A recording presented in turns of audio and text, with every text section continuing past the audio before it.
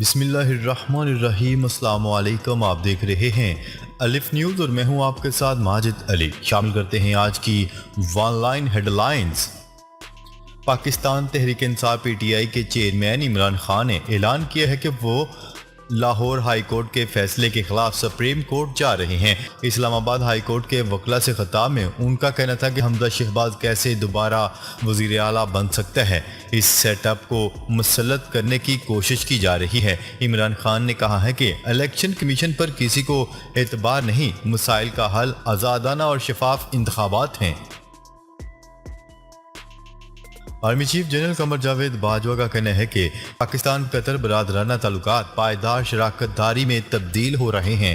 پاک فوج کے شعبہ تعلقات عامہ ISPR کے مطابق army chief general Qamar Javed Bajwa نے قطر کا دورہ کیا، جہاں ان کے قطر کے امیر، نائب وزیر اعظم اور وزیر دفاع سے ملاقات ہوئی۔ ISPR کے مطابق ملاقات میں باہمی دلچسپی کے امور، دفاعی تعاون اور علاقائی امور پر تبادلہ خیال اور تمام شعبوں میں تعاون کو مزید وسعت دینے کی اہمیت پر زور دیا گیا۔ افغان طالبان کا وفد امریکہ سے مذاکرات کے لیے قطر پہنچ گیا۔ افغان طالبان کا وفد وزیر خارجہ امیر خان متقی کی سربراہی میں امریکہ سے مذاکرات کے لیے قطر پہنچ چکا ہے۔ وفد میں وزارت خارجہ اور افغان بینک کے حکام بھی شامل ہیں۔ مذاکرات میں زلزلے کے پیش نظر امریکہ سے افغان فنڈز جاری کرنے کے بارے میں بات چیت کی جائے گی۔ جولائی میں سعودی ولی عہد شہزادہ محمد بن سلمان سے ملاقات کروں گا، امریکی صدر جو بائیڈن کا اہم بیان سامنے آ گیا۔ امریکی صدر جو بائیڈن نے تصدیق کرتے ہوئے کہا ہے کہ وہ جولائی میں شیڈول دورہ سعودی عرب کے دوران ولی عہد محمد بن سلمان سے ملاقات کریں گے۔ اسپین میں میڈیا ٹاک کے دوران صحافی کے سوال پر صدر جو بائیڈن نے اعتراف کیا کہ وہ سعودی فرمانروا شاہ سلمان اور ولی عہد محمد بن سلمان سے ملیں گے۔ اس سے پہلے وائٹ ہاؤس کے ترجمان نے کہا تھا کہ صدر جو بائیڈن اور محمد بن سلمان کی انفرادی ملاقات شیڈول نہیں ہے۔ دو نئے ممالک کی بریکس تنظیم میں شمولیت کے لیے درخواست۔ روسی وزارت خارجہ کی ترجمان ماریا زاخراوا کا کہنا ہے کہ ارجنٹائن اور ایران نے برازیل، روس، بھارت، چین اور جنوبی افریقہ کی تنظیم برکس میں شمولیت کے لیے درخواست دی ہے۔ ماریا زاخراوا نے اپنے ٹیلی گرام چینل پر لکھا کہ جب وائٹ ہاؤس سوچ رہا تھا کہ روس کا دنیا سے رابطہ کیسے منقطع کیا جائے، پابندی لگائی جائے یا پھر روس کے لیے حالات مزید خراب کیے جائیں، اس دوران ارجنٹائن اور ایران نے برکس میں شمولیت کے لیے درخواست دے دی ہے۔ ایرانی وزارت خارجہ کے ترجمان سید خطیب زادہ نے کہا ہے کہ تہران نے برکس کی رکنیت کے لیے درخواست دی ہے۔ ارجنٹائن کے صدر نے گزشتہ ہفتے برکس کے اجلاس میں کہا تھا کہ ان کا ملک اس ایسوسی ایشن کا مکمل رکن بننا چاہتا ہے۔ پیٹرول اور ڈیزل سے چلنے والی تمام گاڑیاں خاتمے کے قریب۔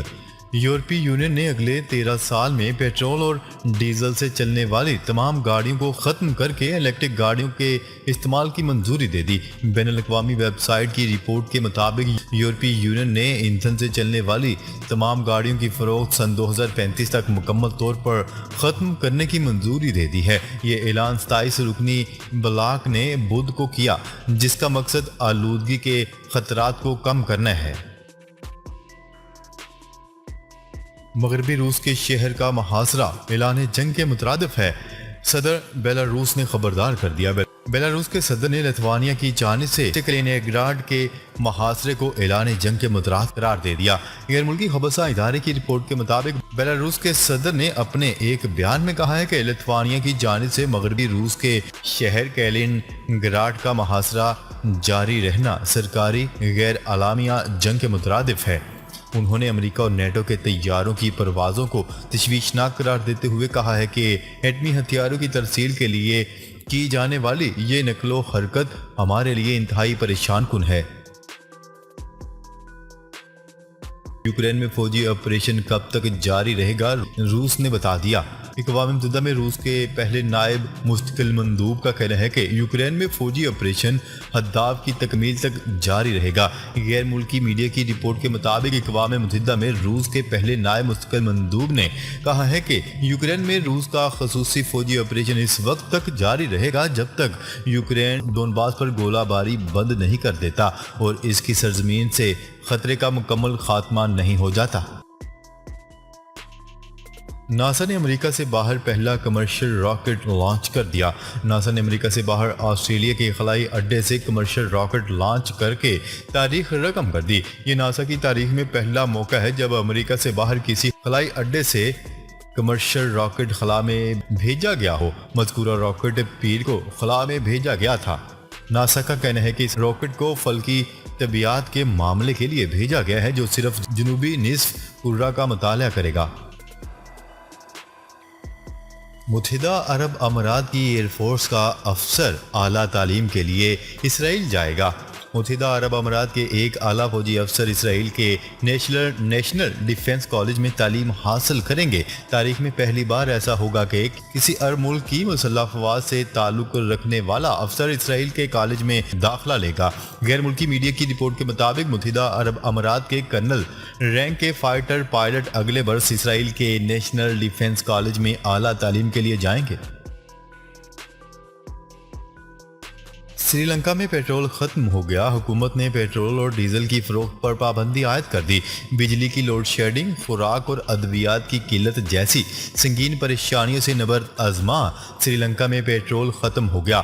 حکومت نے ہنگامی حالات سے نپٹنے کے لیے پیٹرول اور ڈیزل کی فروخت پر پابندی عائد کر دی، جبکہ پیٹرول بحران کی شدت اختیار کرتے ہی عوام ایک بار پھر سڑکوں پر آ گئے۔ مظاہرین نے حکومت سے ایندھن کی فراہمی کا مطالبہ کرتے ہوئے کہا ہے کہ پیٹرول دو یا عہدہ چھوڑ دو۔ احتجاج میں ڈاکٹرز، بینکرز سمیت تمام مکاتب فکر کے لوگوں نے شرکت کی۔ پاکستان نے کوئلہ درآمد کرنے کی منظوری دی تو افغانستان نے ریٹ دگنے سے بھی زیادہ کر دیے۔ حالیہ دنوں وزیر اعظم شہباز شریف نے ایک اعلیٰ سطح اجلاس میں بجلی بحران سے نپٹنے کے لیے افغانستان سے کوئلہ درآمد کرنے کی ہدایت کی تھی، جس کے بعد افغانستان کی وزارت خزانہ نے کوئلے کی برآمدی مالیت $90 فی بیرل ٹن سے بڑھا کر $200 فی ٹن کر دی۔ نیوز رپورٹ کے مطابق افغان وزارت خزانہ کی طرف سے جاری اعلامیے میں کہا گیا ہے کہ کوئلے کی برآمدی ڈیوٹی میں اضافہ عالمی سطح پر ایندھن کی قیمتیں بڑھنے کے باعث کیا گیا ہے۔ نیٹو نے چین کو مغربی ممالک کے مفادات اور سلامتی کے لیے چیلنج قرار دے دیا۔ نیٹو نے پہلی بار چین کو اس کی زبردستی پر مبنی پالیسیوں کے باعث مغربی ممالک کے مفادات، سلامتی اور اقدار کے لیے چیلنج قرار دے دیا۔ اسپین میں سربراہی اجلاس میں منظوری میں نیٹو کے نئے اسٹریٹجک تصور کو منظور کیا گیا جو آئندہ دہائی کے لیے اپنی ترجیحات کا تعین کرتا ہے۔ اس دستاویز میں روس کے لیے سخت ترین زبان استعمال کی گئی، جس میں مغربی ممالک کے امن اور سلامتی کے لیے ماسکو کو سب سے اہم اور زبردست خطرہ قرار دیا۔ چینی صدر کا ووہان کا دورہ، سائنس اور ٹیکنالوجی کے شعبوں میں خود انحصاری پر زور۔ چین کے صدر شی جن پنگ نے سائنس اور ٹیکنالوجی کی لائف لائن کو مضبوطی سے ملکی ہاتھوں میں رکھنے اور مزید خود مختار، خود انحصار اور محفوظ بنانے پر زور دیا ہے۔ کمیونسٹ پارٹی آف چائنا کی مرکزی کمیٹی کے جنرل سیکرٹری اور مرکزی فوجی کمیشن کے چیئرمین صدر شی جن پنگ نے ان خیالات کا اظہار ملک کے وسطی صوبے ہوبے کے صدر مقام ووہان کے معائنہ جاتی دورے کے دوران کیا۔ کورونا وائرس نے پھر سے سر اٹھا لیا، WHO نے خبردار کر دیا۔ غیر ملکی خبرساں ایجنسی کی رپورٹ کے مطابق ڈاکٹر ٹیڈروس نے انکشاف کیا ہے کہ دنیا کے 6 میں سے 3 خطوں میں کورونا کی وجہ سے اموات کی تعداد میں اضافہ ہوا ہے۔ 110 ممالک میں کورونا وائرس کے کیسز میں اضافہ ہو رہا ہے، جو وائرس کے BA4 اور BA5 مختلف شکلوں سے چل رہے ہیں۔ WHO کے ڈائریکٹر نے جنیوا میں ایجنسی کے ہیڈ کوارٹر میں اس کا انکشاف کیا کہ مختلف حالتوں میں مجموعی طور پر 20% اضافہ ہوا ہے، جبکہ دنیا کے 6 میں سے 3 خطوں میں اموات کی تعداد میں بھی اضافہ ہوا ہے۔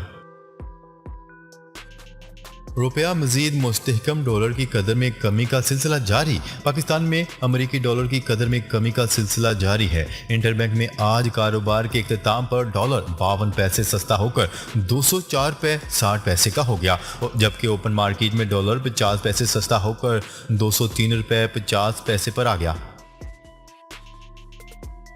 بھارتی ریاست مہاراشٹر کی حکومت نے مسلم شخصیات کے ناموں سے منسوب شہروں کے نام تبدیل کر دیے۔